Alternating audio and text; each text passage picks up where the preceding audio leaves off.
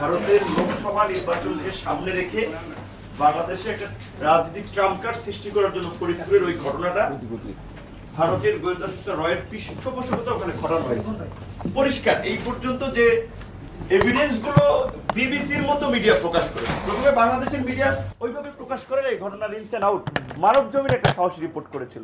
111 এর সময় যারা সাহসী ভূমিকা নিয়েছিলেন রাজনৈতিক অঙ্গন থেকে, অনেকে তাদের গালি দেয়, বেঈমান বলে। আমরা তারা সাহসী মানুষ, প্রগতিশীল চিন্তার মানুষ, যে পরিবারতন্ত্রের এই অশুভ রাজনীতির বিরুদ্ধে তারা দাঁড়িয়েছিলেন। যাই হোক, 111 এর শাসক যারাও ছিলেন, বা প্রকৃত অর্থে কুশীলবও যদি বলে থাকি, যারা একটা ভালো উদ্দেশ্য নিয়ে কিছু করতে চেয়েছিলেন, শেষ পর্যন্ত তারাও অনেকে বিক্রি হয়ে গিয়েছেন।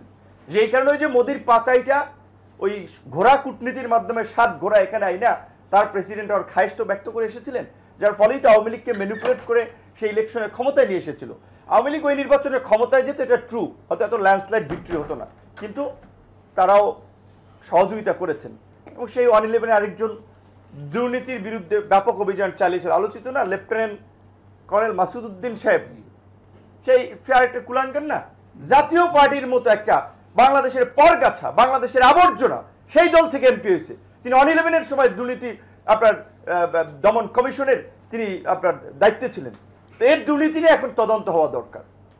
যাই হোক, এখন ওই যেটা বলছে যে জেল মানে হচ্ছে চেয়ার পায়, ক্ষমতা পায়, অনেকেই পরিবর্তন হয়। তো হক ভাইয়ের উদ্দেশ্যে এই কথাটা বলা, তিনি যেহেতু কোশ্চেনটা ছেড়েছেন টেবিলে, আপনাদেরকেও জানানো, এই 53 বছরের যে শাসন, পাকিস্তান থেকে আমরা আলাদা হলাম, আমরা একটা মুসলিম জাতি, ভারত এবং পাকিস্তান একটা ধর্মীয় দৃষ্টিকোণ থেকেই তো একটা পার্ট হলো আলাদাভাবে। সেই মুসলিম ভাইদের বিরুদ্ধেও আমরা লড়াই করেছি নিজেদের স্বাধীনতার জন্য। যেভাবেই হোক, যে পরিস্থিতিই হোক, সেখানে আন্দোলনের পেছনে সত্য মিথ্যার অনেক ঘটনা যাই থাকুক না কেন, সর্বশেষ আমরা স্বাধীনতা পেয়েছি, এইটা সত্য, এটা আমাদের জন্য একটা বড় পাওয়া ছিল। কিন্তু স্বাধীনতার পরে আমাদের যে শাসন ব্যবস্থা, স্বাধীনতার নায়কদের তো চরিত্র আপনারা দেখেছেন, স্বাধীনতা সংগ্রামের যারা নেতৃত্ব দিয়েছে, পরবর্তীতে তাদের অনেকের কর্মকাণ্ড তো দেখেছেন।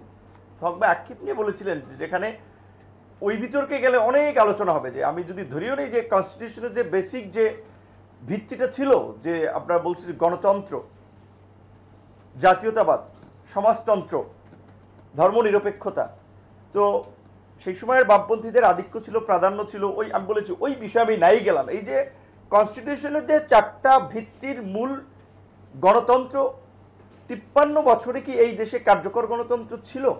হক ভাই যেটা বলেছেন, যে যেই দলগুলো 90-এর সংসদীয় গণতন্ত্রের পরে যারা ক্ষমতায় আসলো 91 থেকে, তারা নিজেদের দলের মধ্যেই তো গণতন্ত্রের চর্চা করতে পারে। এইটা কি ওই দল থেকে কেউ চ্যালেঞ্জ করতে পেরেছে?